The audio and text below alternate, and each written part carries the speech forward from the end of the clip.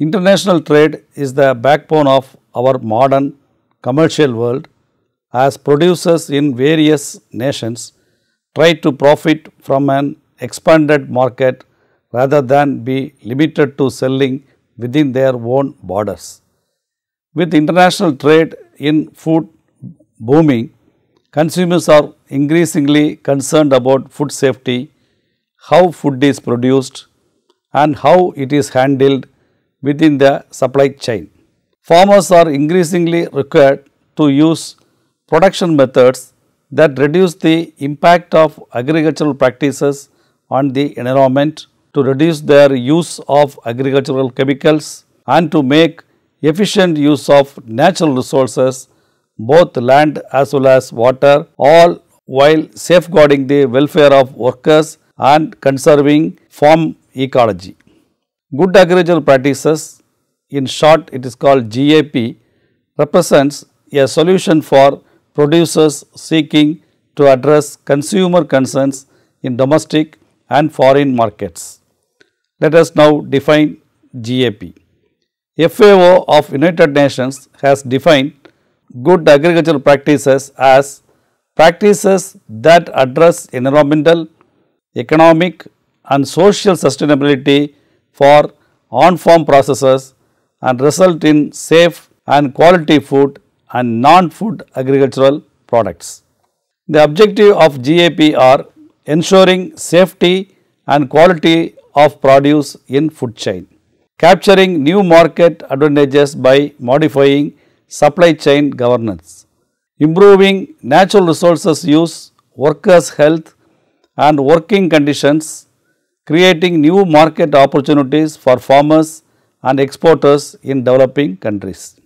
Some of the basic principles of GAP are economic viability, environmental sustainability, social acceptability and food safety and quality.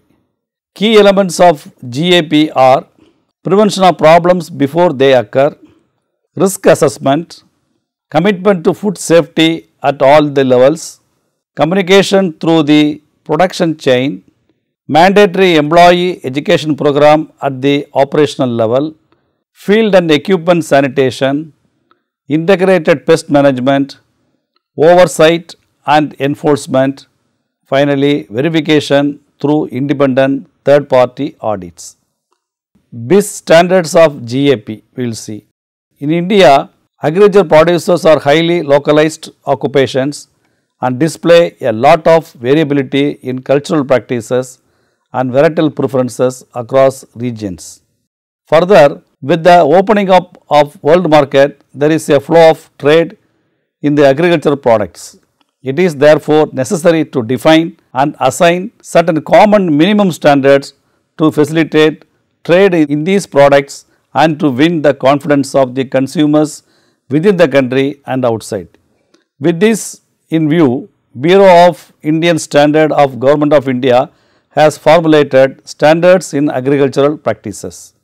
This standard takes into account not only the quality and safety of the crop obtained from an unit area, but also the care and attention gone into integrating pre-harvest practices like soil and water management, nutrient management, pest management, harvesting, post-harvest handling, packaging, storage and other logistics.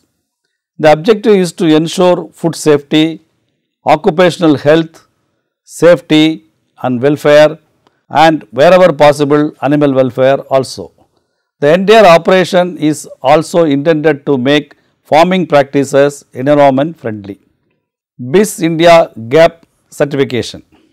BIS India GAP certification shall be as prescribed under the provisions of Bureau of Indian Standards Act 1986 and rules and regulations, control points and compliance criteria required to be followed by the applicant producer.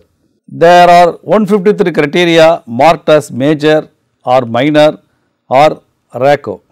Major criteria have definite effect on the safety and quality of the produce. Therefore, they have 100% compliance.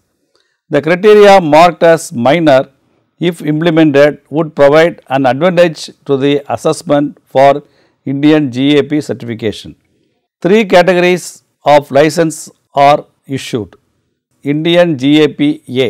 Here 100% major and 90% minor or RECO compliance is expected. Then India GAP B. Here 100% major and 80% minor or RECO compliance is anticipated. India GAP C. Here 100% major and 70% minor or RECO compliance is expected. Basics of good agricultural practices we will see now. The GAPs can be summarized as follows as clean soil, clean water, clean hands and clean surfaces. Clean soil involves taking steps to reduce the possibility of introducing microbial contaminants into the soil, particularly via manure and other animal excrement. GAPs address the need to properly compost, apply and store manure. Additionally, the exclusion of domesticated animals from production field is essential in helping to reduce the possibility of fecal contamination.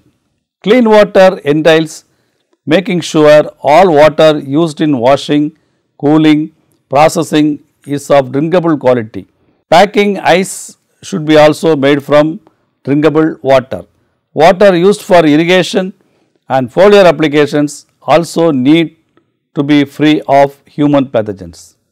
Then clean hands, which applies to workers and the use of good personal hygiene in the field and packing house. Clean surfaces means ensuring that all packing bins, work surface, storage areas and transportation vehicles are properly washed and sanitized on a regular, often daily basis. Farm equipment should be also routinely cleaned and sanitized. An essential aspect of GAP's producers is accurate record keeping. While keeping records is an important part of any farm operation, it can become critical in the case of food safety issues. When foodborne illness do occur, attempts are made to trace the contamination back to the point of original. Now we will see the benefits of GAP. Appropriate adoption and monitoring of GAP helps to improve the safety and quality of food and other agricultural products. It may help reduce the risk of non-compliance with national and international regulations, standards, guidelines, in particular of the Codex Alimentarius Commission, World Organization for Animal Health and the International Plant Protection Convention, that is IPPC, regarding permitted pesticides, maximum level of contaminants including pesticides, veterinary drugs, radionuclide and mycotoxins in food and non-food agricultural products as well as other chemicals, microbiological, physical contamination hazards, etc. Adoption of GAP helps to promote sustainable agriculture and contributes to meeting national and international environment and social development objectives. Some of the challenges of GAP are: in some cases GAP implementation and especially record keeping and certification will increase production cost. In this respect, lack of harmonization between existing GAP related schemes and availability of affordable certificate system has often led to increased confusion and certification cost for farmers and exporters. Standards of GAP can be used to serve competing interests of specific stakeholders in agri-food supply chains for modifying supplier-buyer relations. There is a high risk that small scale farmers will not be able to seize export market opportunities unless they are adequately informed, technically prepared and organized to meet these new challenges, with governments and public agencies playing a facilitating role. Then compliance with the GAP standards does not always foster all the environmental and social benefits which are claimed. Then awareness raising is needed of win-win practices which lead to improvements in terms of yield and production efficiencies as well as environment and health and safety of workers. One such approach is integrated production and pest management system, that is IPPM. Then we will see the GAP for growers. Agricultural producers or growers should well versed with 11 essential components of GAP as per the guidelines of FAO. They are: 1. Soil, second one is water, then crop and fodder production, crop protection, animal feed and livestock production, animal health, animal welfare, harvest and on-farm processing and storage, energy and waste management, human welfare, health and safety, finally wildlife and landscape. First we will see the soil. Reducing the erosion by wind and water through hedging and ditching technologies. Then application of fertilizers at appropriate moments and in adequate doses when the plant needs the fertilizers to avoid runoff, say adoption of nitrogen balance method, etc. Then maintaining or restoring soil organic content by manure application, use of grazing, crop rotation, etc. Reduce soil compaction issue by avoiding using heavy mechanical devices. Then maintain soil structure by limiting heavy tillage practices as per the guidelines of FAO. Then in situ green manuring by growing pulse crops like cowpea, horse gram, sun hemp and incorporating into the soil. Next is water. Here practice scheduled irrigation with the monitoring of plant needs and soil water reserve status to avoid water loss by drainage. Then prevent soil salinization by limiting water inputs to the need and recycling water wherever possible. Avoid crops with high water requirement in a low availability region. Then avoid drainage and fertilizer runoff. Maintain permanent soil covering, in particular in winter, to avoid nitrogen runoff. Manage carefully water table by limiting heavy output of water. Restore or maintain wetlands. Provide good water points for livestock. Third one is crop and fodder production.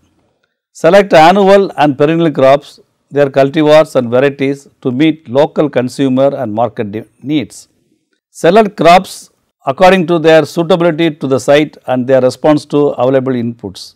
Perennial crops are used to provide long-term production options and opportunities for intercropping. Annual crops are grown in sequences to maximize the biological benefits of interactions between species and to maintain productivity. Then harvesting of all crop and animal products removes their nutrient content from the site and must ultimately be replaced to maintain long-term productivity. Maximize the benefits to soil and nutrient stability by recycling crop and other organic residues. Integrate livestock into crop rotation and utilize the nutrient cycling provided by grazing or household livestock to benefit the fertility of the entire farm. Next one is the crop protection. Maintenance of crop health is essential for successful farming for both yield and quality of produce. Manage risks by the use of disease and pest resistant crops. Judicious use of agrochemicals to control weeds, pests and diseases following the principles of integrated pest management. Any measure for crop protection, but particularly those involving substances that are harmful for humans or the environment, must only be carried out with the consideration for potential negative impacts and with full knowledge and appropriate equipment. Promote integrated pest management, that is IPM. Store and use agrochemicals according to legal requirements of registration for individual crops, rates, times and pre-harvest intervals. Ensure that agrochemicals are only applied by specially trained and knowledgeable persons. Ensure that equipments used for handling and application of agrochemicals complies with the established safety and maintenance standards. Maintain accurate records of agrochemicals use. Animal feed and livestock production. Livestock requires adequate space, feed and water for welfare and productivity. Chemical and biological contaminants in livestock feeds are avoided to maintain animal health and to prevent their entry into the food chain. Manure management minimizes the nutrient losses and stimulates positive effects on the environment. Land requirements are evaluated to ensure sufficient land for feed production and waste disposal. Avoid biological, chemical and physical contamination of the pasture, feed, water and the atmosphere. Then prevent residues from veterinary medications and other chemicals given in feeds from entering the food chain. Minimize the non-therapeutic use of the antibiotics. Integrate livestock and agriculture to avoid problems of waste removal, nutrient loss and greenhouse gas emission by efficient recycling of nutrients. Next is animal health. Successful animal production requires attention to animal health that is maintained by proper management and housing. Preventive treatments such as vaccination and by regular inspection, identification and treatment of ailments are administered using veterinary doctors. Seek appropriate veterinary advice to avoid diseases and health problems. Ensure good hygienic standards in housing by proper cleaning and disinfection. Treat sick or injured animals promptly in consultation with the veterinarian. Purchase, store and use only approved veterinary products in accordance with regulations, directions including withholding periods. Now, we will see the animal welfare. Good animal welfare is recognized as freedom from hunger and thirst, freedom from discomfort, freedom from pain, injury or diseases, freedom to express normal behavior and freedom from fear and distress. Good practices related to animal health and welfare will include those that minimize risk of infection and diseases by good pasture management, safe feeding and appropriate stocking and rates and good housing conditions. Clean bedding where livestock is housed ensures staff are properly trained in the handling and treatment of animals. Keep livestock, buildings and feed facilities clean and provide adequate and appropriate feed and clean water at all times. Avoid non-therapeutic mutilations, surgical and invasive procedures such as tail docking, debeaking. Minimize transport of live animals by foot, rail or road.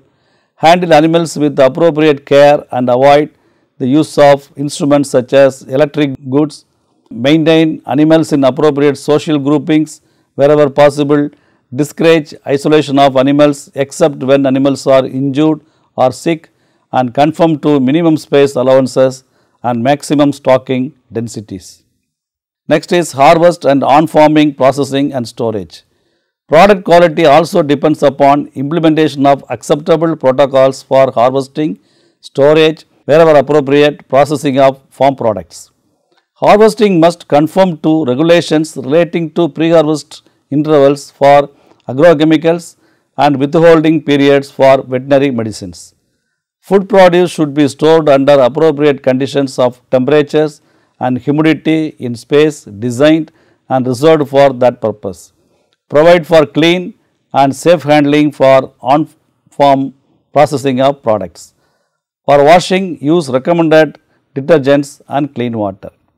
Next is energy and waste management. Good practices related to energy and waste management will include those that establish input-output plants for farm energy, nutrients and agrochemicals to ensure efficient use and safe disposal.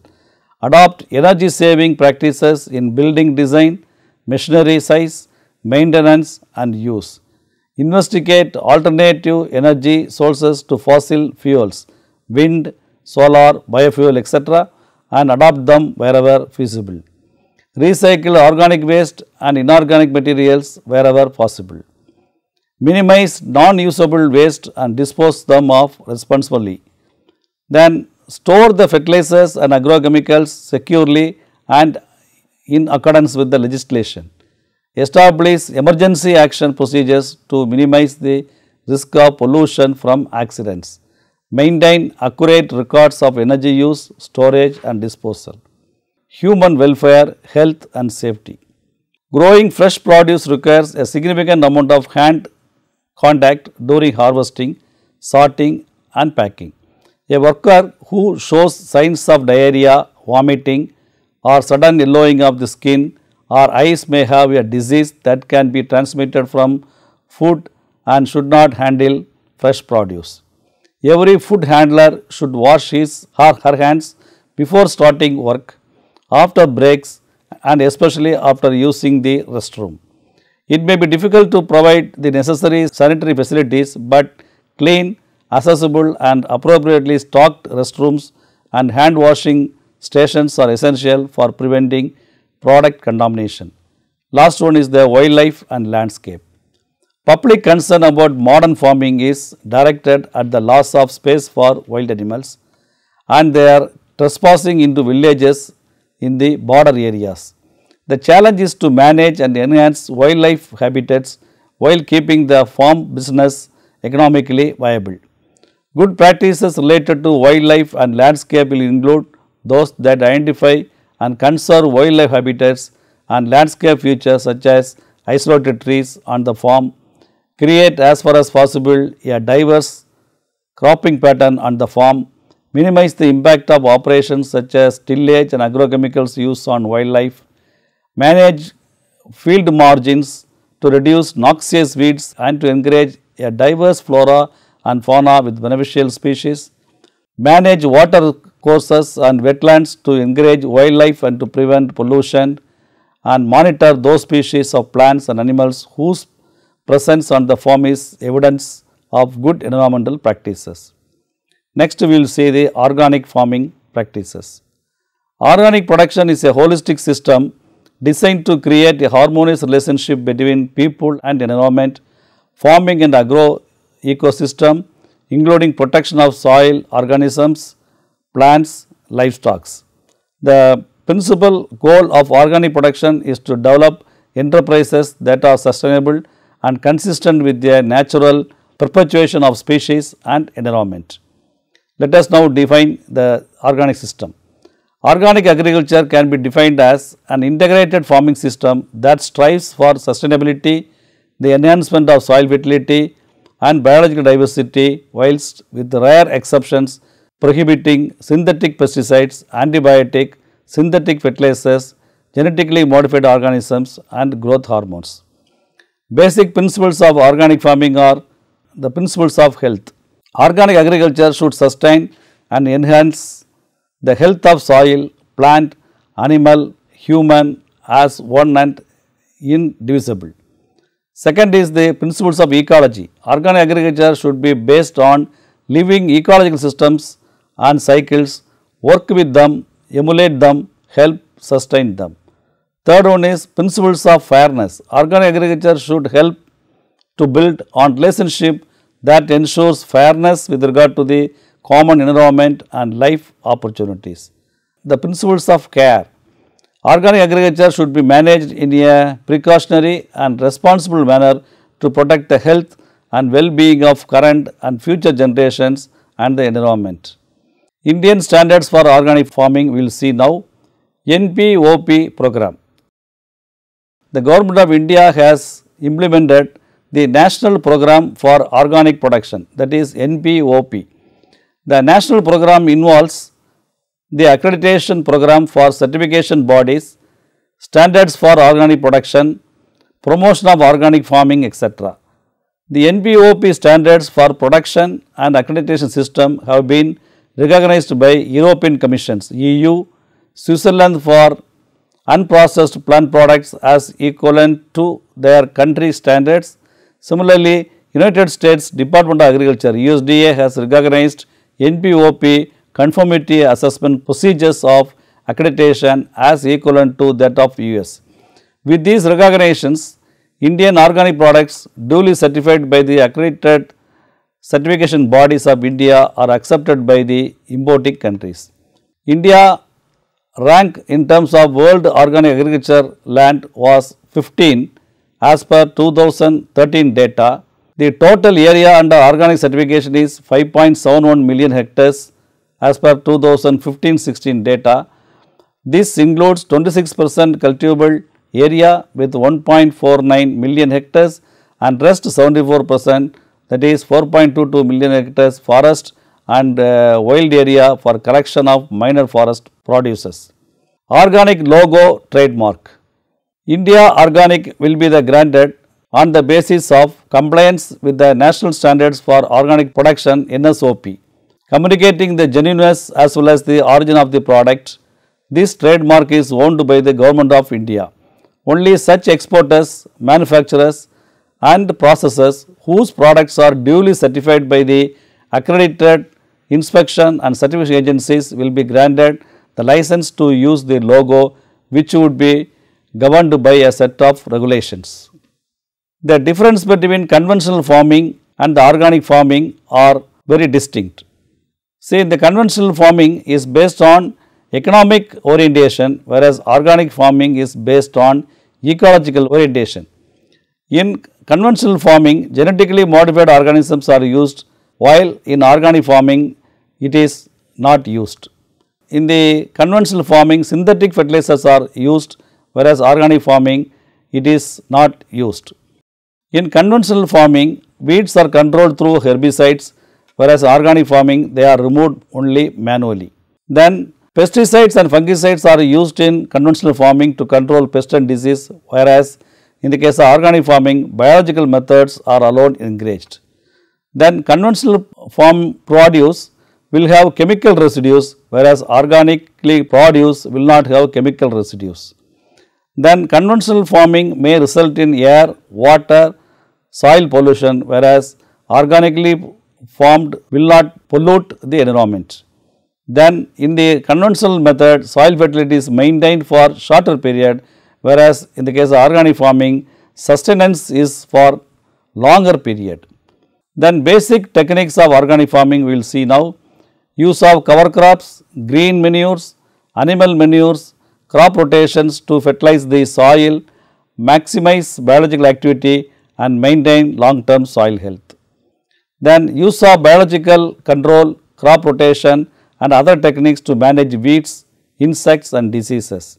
An emphasis on biodiversity of the agriculture system and the surrounding environment.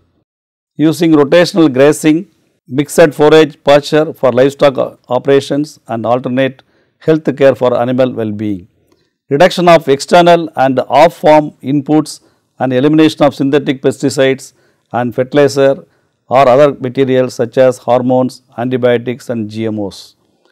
A focus on renewable resources, soil and water conservation, management practices that restore maintenance and enhance the ecological balance.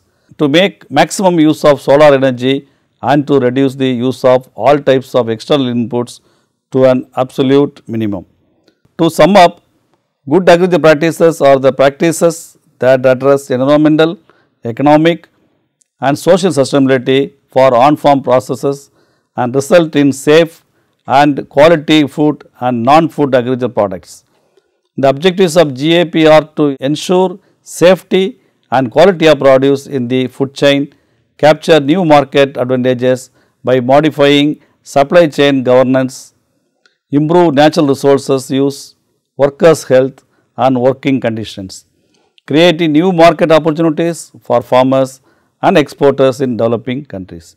The basic principles of GAP are economic viability, environmental sustainability, social acceptability and food safety and quality. Bureau of Indian Standard Act 1986 and rules and regulations have set specific criteria for GAP in India.